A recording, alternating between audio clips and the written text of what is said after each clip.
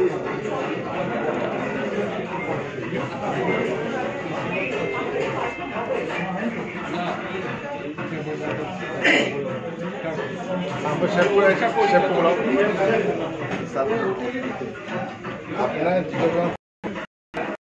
খাওয়ার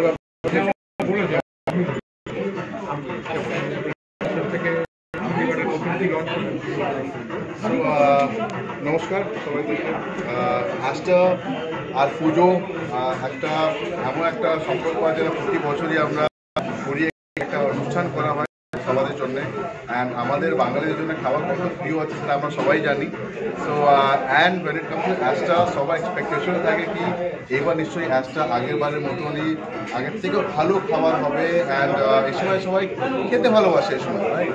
সো এই বছরও আমরা আমাদের অ্যাস্টারে একটা অনুষ্ঠান লঞ্চ করেছি। আমরা এই প্রোগ্রামটাকে বলেছি পুজোর হইচই অ্যাট অ্যাস্টা। পুজোর হইচই কেন?